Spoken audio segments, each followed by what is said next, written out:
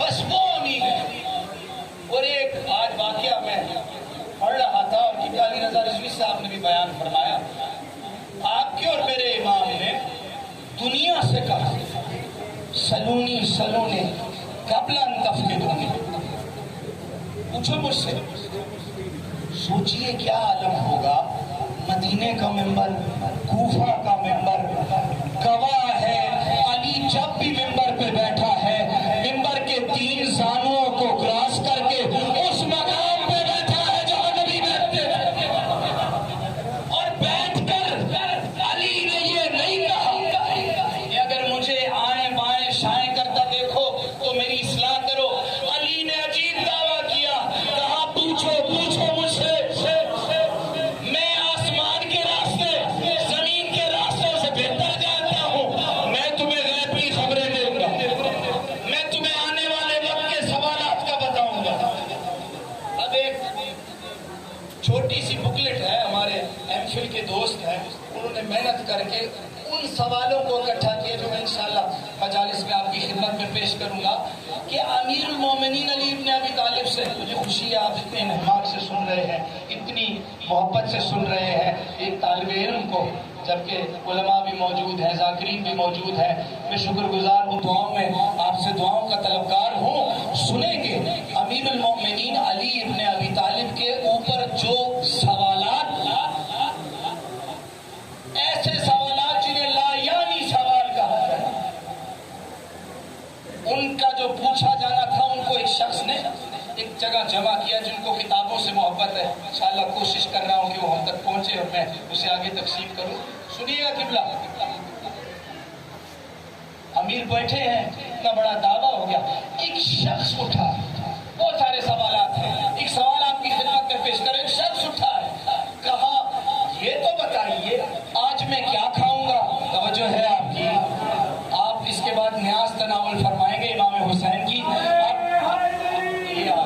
ایسے نہیں دونوں ہاتھ بلند کر کے نعرہ حیدری، کیا کہا تو سنیے گا، کہا آج میں کیا کھاؤں گا، مولا امیر نے شفقت بھری نگاہوں سے دیکھا، دیکھو علی کچھ بھی کہہ سکتے تھے، اور علی جو کہتے تھے علی کا علی کلام لکھا جاتا، لوح محفوظ بن جاتا، مگر علی نے شفقت فرمائی، کہا آج تو شیر اور چاول کھائے گا، بڑی مستند روایت ہے، سنیے گا، دودھ اور چاول کھائے گا، کہا قسم خدا کی جس کی قبضہ قدرت میں میری جان ہے، علی مٹی کھا لوں گا، آج چاول اور شیر نہیں کھاؤں گا۔ توجہ کرنا، توجہ کرنا،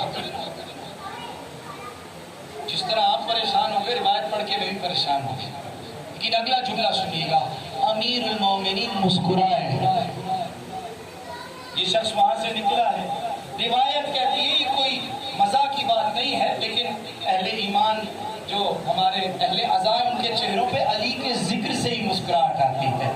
وہ سنیں گے، گھر گیا، پہلا سوال اپنی خانم سے کیا ہے، آج کیا پکایا، ذرا کھانا تو لگاؤ، دسترخوان تو لگاؤ، حضرت کی خدمت میں دسترخوان لگایا گیا، لوازمات پورے کیے گئے، اب جب دسترخوان پہ نعمت خدا آئی تو ایک پیالے میں شیر ہے، ایک پیالے میں چاول ہے، توجہ ہے، مسکراتے ہوئے عزاداروں کے قربان، بڑا کم مسکراتے ہیں حسین کے عزادار، سنیں گے، کہا یہ کیا بتایا ہے، اٹھا دے میرے آگے سے ہٹا دے، کہا برہم کیوں ہو رہا ہے، بھرا ہوا کیوں ہے، لڑ کیوں رہا ہے، کہا نہیں کھجور لے کر آ، ڈھونڈا گھر میں کھانے کا کوئی اجناس کا دانہ تک موجود نہیں ہے، کہا جا محلے میں ڈھونڈ کس نے کیا پکایا ہے اور ہر ایک کے گھر سے کچھ کچھ لے کر آ۔ خانم چلی گئی ہے، روایت کے جملے ہیں، ایک بزرگ عالم کا نام میں نے لے لیا ہے، انہوں نے بھی پڑھا ہے، کہتی ہے وہ کئی دیر کے بعد جب گھر داخل ہوئی خالی ہاتھ داخل ہوئی ہے، توجہ ہے، آپ سمجھ گئے اگلا مطلب روایت کا کیا ہے، کہا پورے محلے میں پورے مدینے میں پھر کے آئی ہے، خالی ہاتھ آئی ہے، کہتی ہے او ظالم سن تو صحیح، آج مدینے میں معجزہ ہو گیا ہے، جس کے گھر جاتی ہوں یا دودھ بنا ہے یا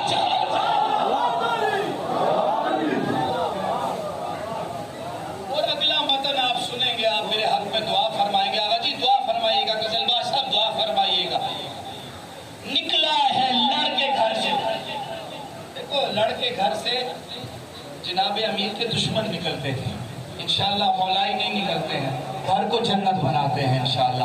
سنیں گے عزیزانو، جیسے ہی نکلا ہے گھر سے، روایت کہتی ہے مدینہ سے کچھ دور نکل گیا، دیکھا ایک قافلہ مدینے کے اندر داخل ہو رہا تھا۔ بس تمام کرتی روایت، قریب گیا قافلے کے، کہا مسافر ہوں،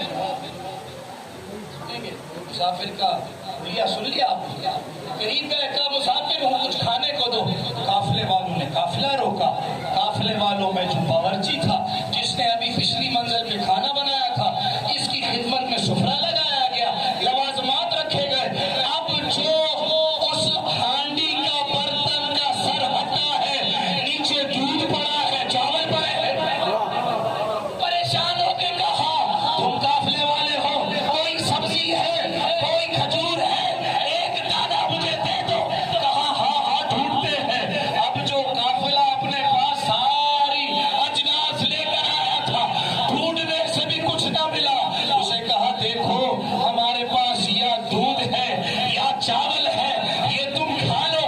کہا میں نہیں کھاؤں گا، میں جا رہا ہوں، تم سب دیوانے ہو گئے۔ قافلے والوں نے کہا دیکھو ہم عرب کے اس قبیلے سے تعلق رکھتے ہیں۔ اب آپ کی حیرت مسکراہٹ میں بدلے گی اور علی کی فصاحت و بلاغت کا نعرہ تم لگاؤ گے۔ میں بہت حدیثیں لے کر آیا تھا، لیکن بات اگر یہاں ختم ہو گئی تو مصائب شروع ہو جائیں گے، سنو گے۔ اس کو کہا دیکھو ہم اس قبیلے سے ہیں جس قبیلے سے دسترخوان لگنے کے بعد مہمان نہیں اٹھتا۔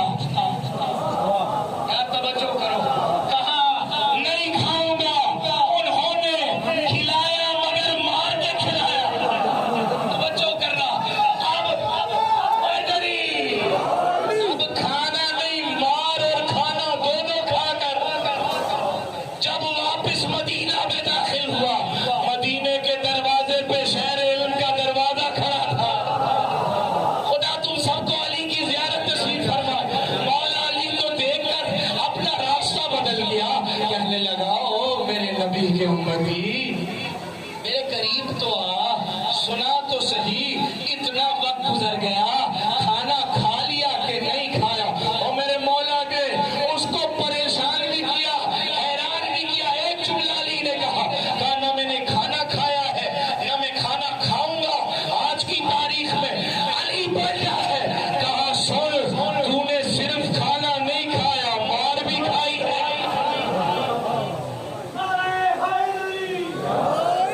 یہ علی کی فصاحت و بلاغت، اور کتابیں بھری پڑی ہیں۔ میں نے آپ کو اشرف مالک سنا دیا، مولا امیر کا واقعہ سنا دیا، بس میں قریب ہو گیا ہوں، میں آپ کے حکم کی تعمیل کرتا ہوں۔ سنیں گے اسی علی نے فرمایا سلونی سلونی قبل ان تفتنونی، میں نے آپ کی خدمت میں کہا صرف اگر اس خطاب کو جمع کر دیا جائے اور ان کے جوابات کو جمع کر دیا جائے، اللہ اللہ انسان کی عقل ششدر رہ جائے کہ علی نے کیسے کیسے جواب دیے ہیں۔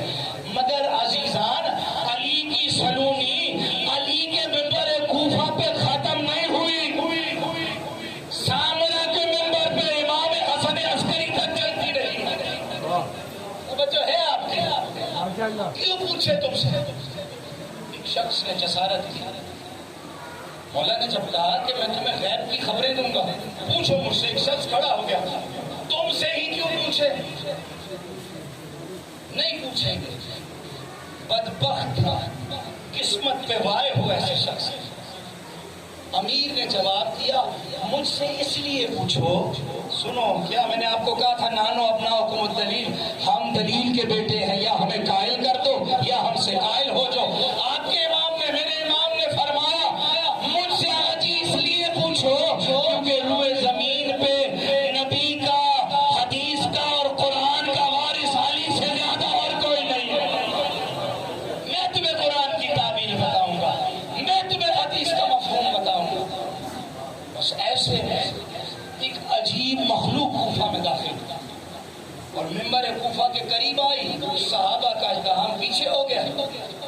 یا امیر المؤمنین، ایک عجیب، کچھ کتابوں میں اژدہا لکھا ہوا ہے، خاموش ہو جاؤ، خاموش ہو جاؤ۔ جیسے ہی قریب گیا، کچھ اس اژدہا نے گفتگو کی، کچھ امیر المومنین نے گفتگو کی۔ اب یا امیر المومنین جانتے ہیں انہوں نے کیا کہا، میں روایتی ذاکروں کی طرح ان کی گفتگو نہیں بیان کروں گا، یا امیر جانتے ہیں انہوں نے کیا کہا، یا اس جانور نے جو جس شکل میں آیا تھا وہ جانتا ہے اس نے کیا پوچھا۔ مگر اگلی روایت کا جملہ سنے گیا، وہ رخصت ہوا ہے، صحابہ قریب آئے، عجیب بات ہو گئی، پہلے تو مسجد میں عیسائی اور یہودی آتے تھے مناظرہ کرنے کے لیے، سوال کرنے کے لیے، اب جانور آنے لگے ہیں اور آپ جانوروں کے جواب بھی دینے لگے ہیں۔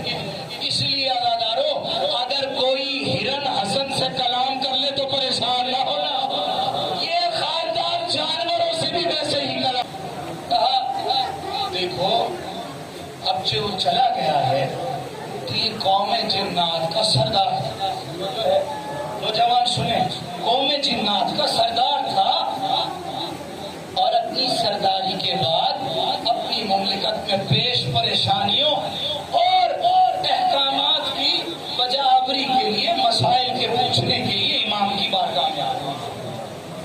بس اس نے جو پوچھا ہم نے جواب دیا۔ یہ فصاحت ہے، علمی ہے ابن امیر المومنین کی، تو قربان جاؤ اس علی کی اولاد اسی تسلسل کو لے کر چلے۔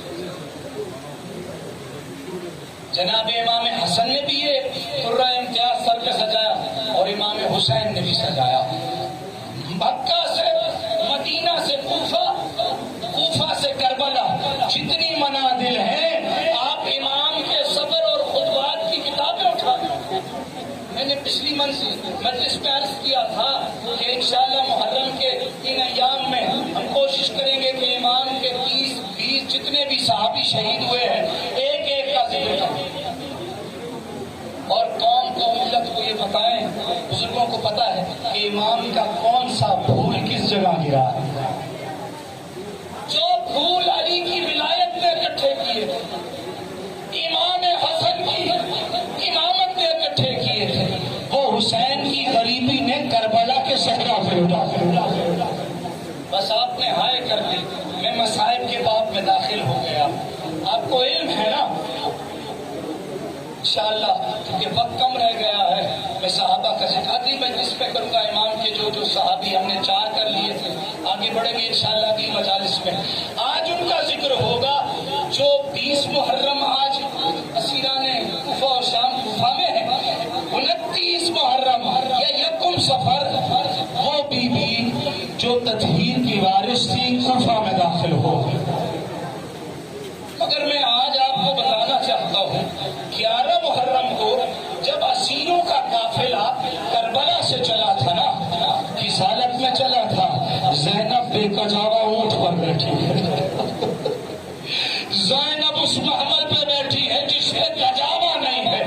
عزادارو سمجھتے ہو کجاوا کسے کہتے ہیں؟ اور کسی جانور پر انسان کے بیٹھنے سے پہلے جو محمل پر لکڑی کا یا کپڑے کا سہارا رکھا جاتا ہے اسے کجاوا کہتے ہیں۔ اور علی کی نازنین بیٹی جو علی کے گھر کے صحن میں چلنے کے بعد کہتی تھی بابا پاؤں میں ورم آ گئے ہیں، آج کربلا میں بھائی کی لاش کو تنہا چھوڑنے جا رہی ہے۔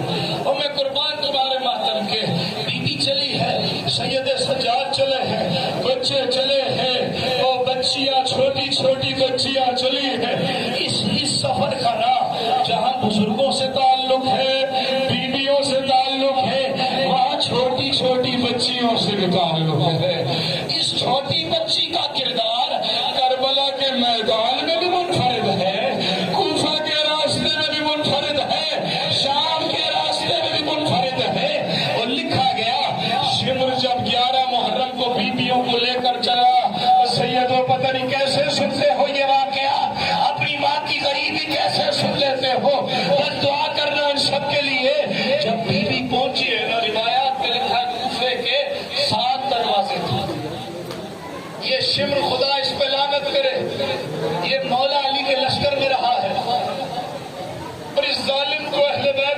قریب ہونے کا بھی اعزاز حاصل. یہ کوفہ کے قریب رک گیا. اس نے لشکریوں کو بلایا اور کہا دیکھو ہم کوفے میں داخل ہونے والے ہیں مگر ہم اس دروازے سے نہیں جائیں گے, ہم کوفے کے پہلے دروازے سے جائیں گے. سنو گے جب قیدیوں سے کہا گیا کوفہ آ گیا ہے, کوفے میں داخل اس دروازے سے نہیں ہوگی. دروازے پہ کھڑے ہو کے زینب کو خبر دی گئی ہم اس دروازے سے نہیں, وہ جو پچھلا دروازہ ہے اس سے داخل ہوں گے. ابھی بھی زینب نے کہا نہیں میں اس دروازے سے داخل نہیں ہوں گی. اور شمرانے بنا کہا کیوں, مسکرا رہا تھا یہ ظالم, کہا کیوں نہیں داخل ہوگی. کہا میں آج سے 10 برس پہلے اور 20 برس پہلے اپنے بابا کے ہوتے ہوئے جب بابا کی شاہی تھی میں اس دروازے سے داخل ہوئی تھی. شبر مجھے اس دروازے سے داخل نہ کرنا. اور اس ظالم نے تازیانہ اٹھایا اور آگے پڑھنے کا میرا حوصلہ نہیں ہے, اس نے سیدہ پر ظلم کیا. کہا زینب تو خود کو اب بھی شہزادی سمجھتی, تو خود کو اب بھی شہزادی سمجھتی ہے. بس بی بی نے بی بی رقیہ سے کہا اور بی بی نواب سے کہا, ساری بیویاں قریب ہو گئی. بی بی زینب نے کہا یہ مجھے محکوم سمجھتا ہے, یہ میرے ہاتھ بندھے ہوئے سمجھتا ہے, اب میں اپنا اختیار بتاؤں گی. بی بی نے اپنے بال پریشان کرنا شروع کیے, اپنی چادر جو کہ نہیں تھی اپنا کرتا اٹھایا ہے, بی بی بددعا کرنے لگی. اب سننا بڑا مشکل مقتل کا جملہ ہے, مقتل اللحاف میں لکھا ہے اور سنو گے اللحاف کی روایت ہے اور سنو گے کیسے لکھ گئے, سید لکھ گیا ہے کیسے لکھ گیا ہے, سنو گے کیسے لکھ گیا ہے. وہاں بی بی زینب نے بددعا کے لیے ہاتھ اٹھائے, اپنا منہ آسمان کی طرف کرنا چاہا. آسمان سے پہلے نیزے پر بھائی کا سر نظر آ گیا, بھائی کا سر نظر آ گیا. زینب نے دیکھا حسین کی آنکھوں سے خون بہ رہا ہے. نا زینب بددعا نہیں کرنی, آگے چلتے جانا ہے, بس مسائب کامل ہو گئے, اس کے بعد ماتم حسین کی صدا ہوگی. یہ قافلہ چلتا گیا نا, یہ قافلہ چلتا گیا نا. اب میں نے کوفہ پڑھ لیا, جب بی بی شام میں داخل ہو گئی, میں نے پڑھ لیا بی بی شام میں داخل ہو گئی. کوئی سید سجاد سے پوچھے ماں بغیر چادر شام لے جانا کیسا ہے. 3 دن شام کے دروازے پر اپنی ماں اور بڈھی بے رضا کھڑا رکھنا کیسا ہے. بی بی داخل ہوئی ہے, مکالمہ سنو گے. یزید ملعون نے شبر سے کہا, سنو گے مقتل کی روایت ہے, سنو دیکھ یہ روایت اتنی سخت ہے کہ یہ پڑھنے سے کلیجہ پھٹتا ہے کہ ہماری بی بی کی کیسے بے حرمتی کی گئی ہے. بی بی یزید کے دربار میں